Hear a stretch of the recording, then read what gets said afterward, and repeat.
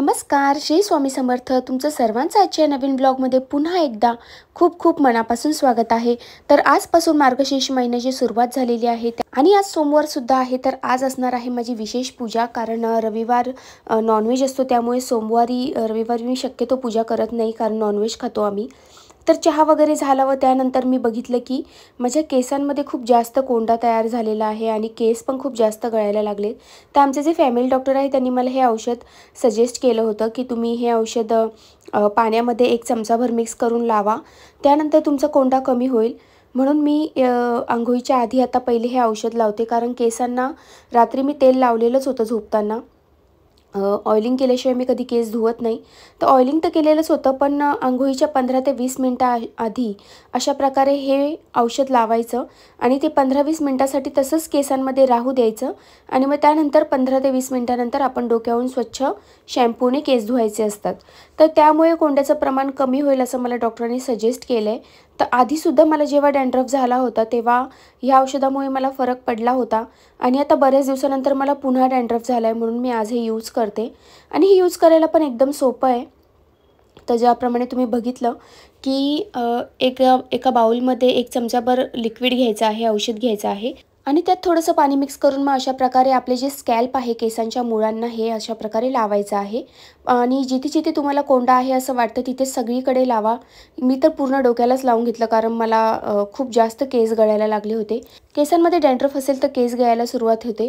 तर अशा प्रकारे बघा माझं लावून झालेलं आहे. 15 मिनिटानंतर मी केस धुणार आहे. तर मंडळी, आज सोमवार असल्यामुळे आठवड्याला पुन्हा सुरुवात झालेली आहे आणि आठवड्याला पुन्हा सुरुवात झाली की आपल्या कामांना पुन्हा सुरुवात होऊन जाते.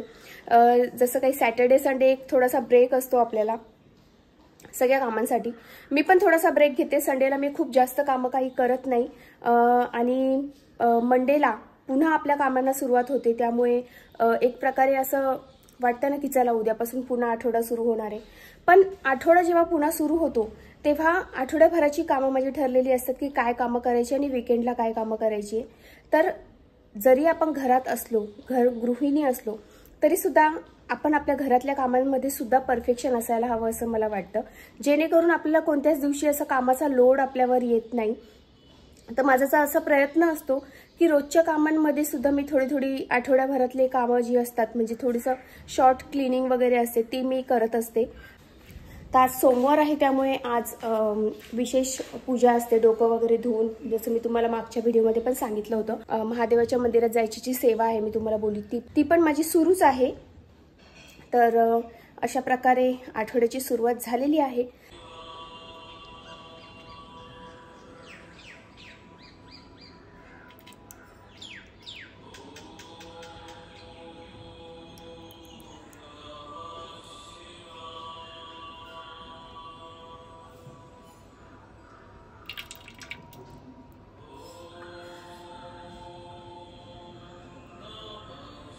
तर सर्वात आधी मी देवांची पूजा करून घेतली आणि आमच्या मागच्या अंगणात जी सुंदर सुंदर फुलं आलेली होती ती सर्व फुलं मी घेऊन आली देवांना वाहण्यासाठी.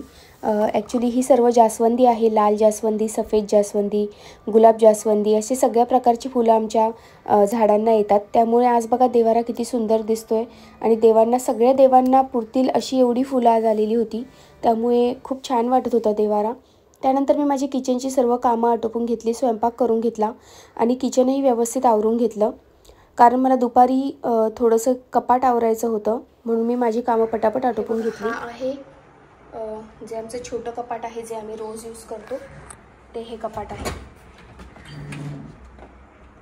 आता हा सगळा पसारा मला आवरायचा आहे.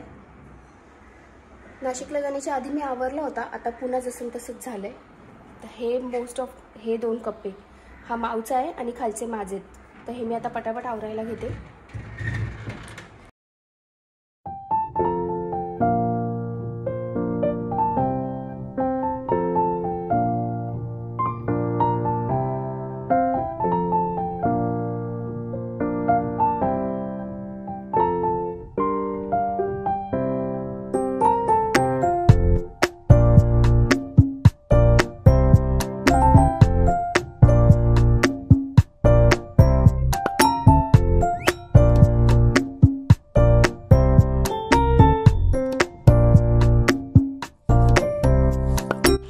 बघा अशा प्रकारे माझं कपाट जे आहे ते आवरून झालेलं आहे. आधी जो काही पसारा होता तो सगळा मी कमी केलाय आणि याच्यामधून बरेच कपडे असे ते बघा, इतके कपडे माझे प्रेस करायचे आहेत आता मला. हे इस्त्री करण्यासाठी कपडे आणि बाकीचे जे एक्स्ट्राचे आहेत ते मी असे बाजूला काढलेत. जे फंक्शनचे वगैरे आहेत ते मी आता इथे पुन्हा ठेवणार नाही आहे आणि काही कपडे ते मागे जे आहेत ते देण्यासाठी काढलेत. तर अशा प्रकारे कपाट आवरून झालं आहे माझं. कितीही जरी आवरलं ना कपाट, 8-10 दिवसामध्ये पुन्हा जसं तसं होऊन जातं. कितीही आवरा, पसारा पुन्हा जसं तसा होतो. त्यामुळे मी आता एक डिसाईड केलंय की ऑर्गनायझर्स आणायचे आणि त्यामध्ये कपडे ऑर्गनाईज करायचे.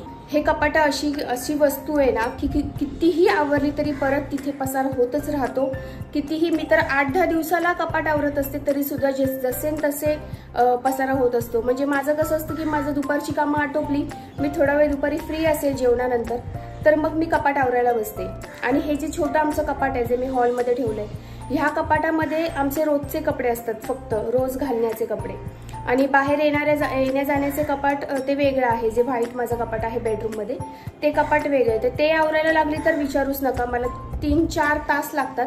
हे कपाट आवरायला तरी मला अर्ध्या तासात वगैरे होऊन जातं. तर नाशिकला जाण्याच्या आधी मी हे कपाट आवरलं होतं. मला माहिती होतं आल्यानंतर पुन्हा आवरावं लागणारच आहे, कारण माऊ कपडे घेते कशी पण टाकते. त्याच्यानंतर माझ्याकडून पण आता आपण घाईघाईमध्ये रोज थोडी ना ऑर्गनाईज करत बसणार आहे. जे कपडे लागतात ते घेतात, बाकीचं देतो तसंच कोंबून.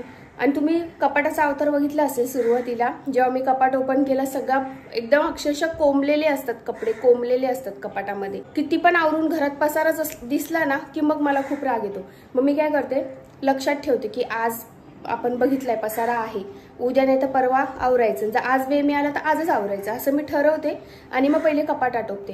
कारण जर कपाट आवरलेलं असतं ना, आपल्याला जी वस्तू पाहिजे ना ती आपल्याला एक्झॅक्ट वेळेला मिळते. नाहीतर मग काय होतं, आपल्याला जे पाहिजे ते मिळत नाही, बाकीचाच पसारा आपल्याला हातात येत राहतो आणि मग अजून आपली चिडचिड होते. घरातल्या माणसांचीही अजून चिडचिड होते आणि त्यांची आपल्यावर पण चिडचिड होते. त्याच्यापेक्षा मी काय करते, हे जे कपाट आहे ना, हे कपाट आवरण्याकडे मी जास्त लक्ष देते. आणि तिकडची जी बेडरूमची 2 मोठी कपाट आहेत ना, ती महिन्यात एकदा फक्त महिन्यातून एकदा आवरते. पण हे दर 8 दिवसाला 10 दिवसाला आवरत असते. आणि आता इतक्या कमी वेळानंतर मी आवरलंय तरी सुद्धा इतका पसारा, म्हणजे इतके कपडे निघालेत जे मला असं वाटतं की सध्या ह्या कपाटात ठेवण्याजोगे नाहीये. मग मी हे प्रेस करून मग पुन्हा मोठ्या कपाटात नेऊन ठेवणार आहे. आणि जे मला रेग्युलर ड्रेसेस लागणार आहेत तेच फक्त मी इथे ठेवणार आहे. कारण व्हिडिओ शूटसाठी, ब्लॉग बनवण्यासाठी रोज वेगवेगळे ड्रेसेस लागतच असतात. तर जे लागणार आहेत आणि ते पण जे आजपासून 8 दिवसासाठी लागणार आहेत तेवढेच कपडे इथे ठेवणार आहे. बाकीचे सगळे त्या कपाटांमध्ये टाकून देणार आहे. अशा प्रकारे कपाट आवरून झाले.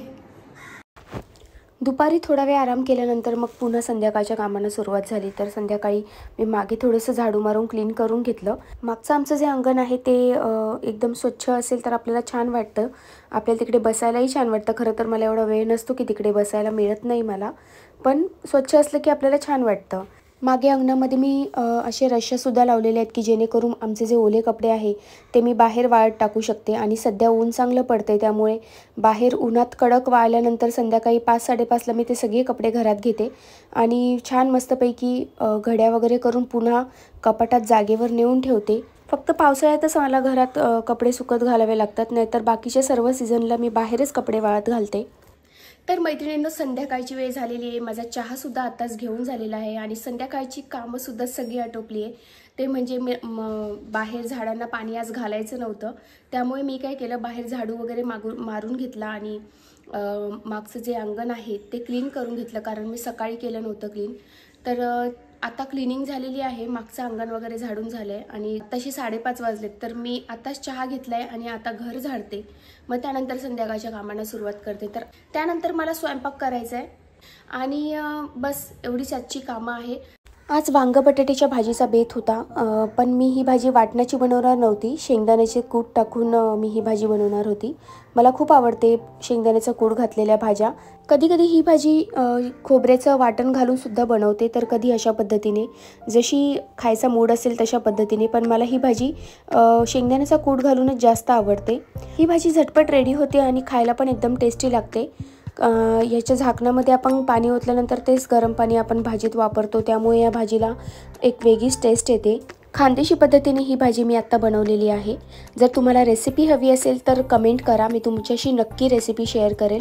तर ही तयारी चालू आहे दुसऱ्या दिवशीच्या म्हणजे उद्याच्या भाजीसाठी। अशा प्रकारे भिजवलेले मूग जर बांधून ठेवले तर छान प्रकारे मोड येते। तर अशा प्रकारे माझं डिनरसुद्धा मी आटोपून घेतलेलं आहे आणि बाकीची जी रात्रीची किचन क्लिनिंगची कामं असतात छोटी मोठी तीसुद्धा मी पूर्ण करून घेतलेली आहेत। तर आता ब्लॉगला एंड करते। रात्रीचे 10:30 वाजलेले आहेत आणि माझी सगळी रात्रीची कामं आटोपलेली आहेत। तर आता मला माझं महत्त्वाचं काम आहे ते म्हणजे एडिटिंगचं, तर ते मी आता करणार आहे। तर असा होता आपला आजचा व्हिडिओ आवडला असेल तर नक्की लाईक करा, शेअर करा, सबस्क्राईब करा। चला तर मग पुन्हा भेटू अशाच एका सुंदर व्हिडिओमध्ये। तोपर्यंत श्री स्वामी समर्थ।